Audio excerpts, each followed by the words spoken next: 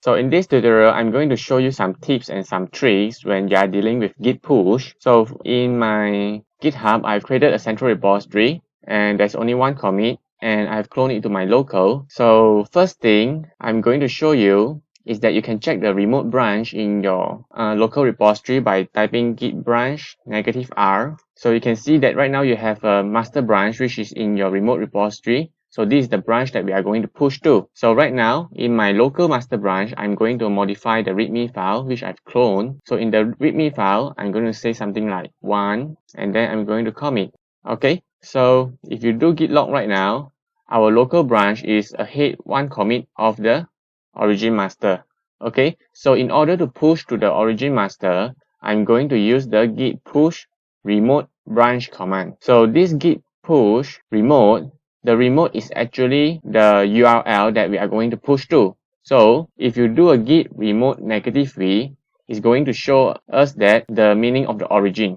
Okay, so origin is actually representing this URL. Okay, so this origin variable is actually being assigned to this URL the moment when you clone from the central repository. Okay, so you don't have to define it. So right now I'm going to clear it, and if we do git push, we are going to specify the origin as remote. After that, we are going to specify the branch that we are going to push to the remote. The branch is our local branch. Okay, so right now our local branch has extra one commit. I'm going to say master. So this will push our local master branch towards the origin. Okay, where our origin is our remote URL. So let's do it. So right now, let's go to the central repository. You can see that just now there's only one commit. Right now here we have two commits, which is the commit that we made in the local. Okay, so right now, let's say if I created another new branch in my local, I can do git checkout -b feature. Okay, so this will create a feature branch from our master branch. So if you do a git log -2, you can see that our feature branch also have the latest commit from the master branch. Alright, so I'm going to modify the feature branch, the readme file. So this time I'm going to say second. So I'm going to commit it. So you can see in our feature branch, we have an extra commit. Right now, I'm going to check out the master branch by typing Git Checkout Master. So right now, I'm going to make another commit in the master branch. I'm going to say 2. So I'm going to commit it. So right now, I have an extra commit also on top of the origin master. So right now, I want to push the commit in our master branch towards the remote, and I also want to push the commit that we made in the feature branch towards the remote. Okay, so if you want to push all the commit from all the branches, we can use the git push -all remote URL. Okay, so I'm going to do a git push -all and then let's say origin. Okay, so this will push all the commit from all the branches. Let's do it. So you can see that it's pushing the master towards the master of the remote, and it's also pushing the feature towards the feature of the remote repository. Let's go to central repository, and then you can see that we have just pushed a new branch because we have created a new branch which the remote repository doesn't have. So I'm going to refresh it. And let's see, in the central repository, this is commit that we made in the local master branch. And let's go to the feature, and you can see that we also have a commit which is second, okay, in the central repository. So let's go to this one. So let's say right now, if I want to delete the remote branch, okay, I can use this git push remote and then specify the branch that we want to delete. All right, so you can see that if you want to delete a remote branch and if you want to create a new branch, right, the difference is that before the colon, if you want to delete a remote branch, we didn't type and when we want to create a new branch, we're going to specify the master to be the branch that we want to be in remote. Okay, so right now I'm going to delete the feature branch that we have just created. Let's do git push origin and then colon feature. Okay, or we can actually type something like refs head feature. So refs head feature is actually a folder inside the .git file. So if we go to the central repository, right, in the .git folder, there's a file called refs, and then there's a file called heads, and then this is the directory which store the branch. Okay, so in the central repository, remote repository, there's also this .git file, right?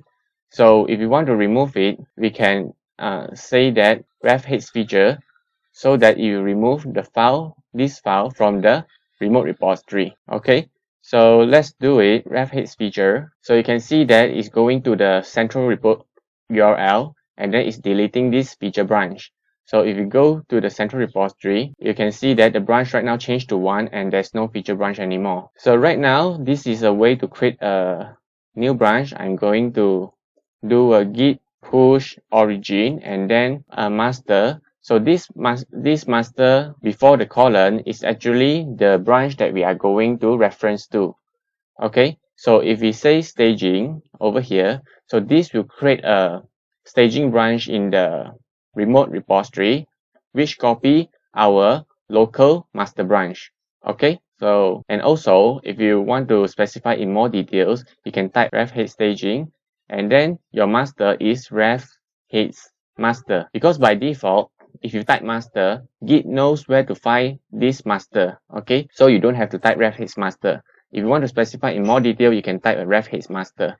Okay, so let's do it, this one. So you can see that it's saying that a new branch is created. So let's go to the central repository again. So you can see right now the branch changed to 2, and then we have a staging branch. And we have 3 commits in our master branch. So let's go to staging branch.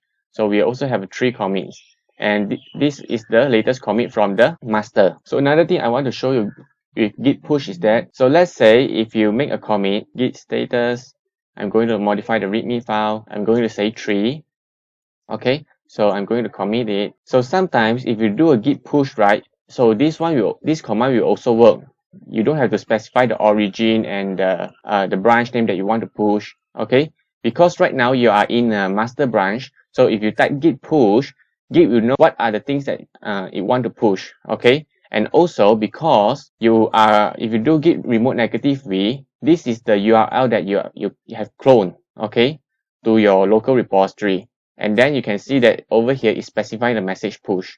So by default, if you do a git push, Git know where to push to, okay? So it's going to push to this URL by default, and also depends on which branch you are at, Git will push the branch that you are currently at, okay? All right. So right now, I'm going to show you the last one. So which is this one. Sometimes you see when you are trying to push your local changes to a remote, you see that updates were rejected because the remote contain work that you do not have locally. Okay.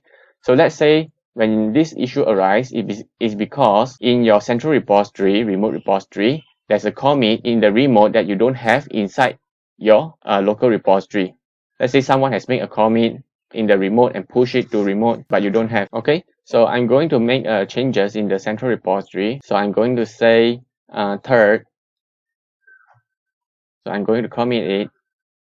And if you do git log right now, so we have 3, which is 1 commit ahead of the origin master, and we have third in the remote repository. So right now, if I do git push, it's saying that updates were rejected because you have a commit in the remote repository, okay, that you do not have locally. So if you meet this kind of issue, right, what you can do is that you have to git pull. So this one will pull the changes and then merge into your local repository. Okay, so if I do git pull right now, you can see that it's right now pulling the changes from the remote to our local, but because we have a same line changes, which is the third line in the readme file between the remote repository and the local. In the remote is third, and in your local is 3. Okay, and right now you have to solve a merge conflict. So right now, when you are in a merge conflict state, Git will show that your master branch is in the merging state. Okay, so I'm going to type git merge tool.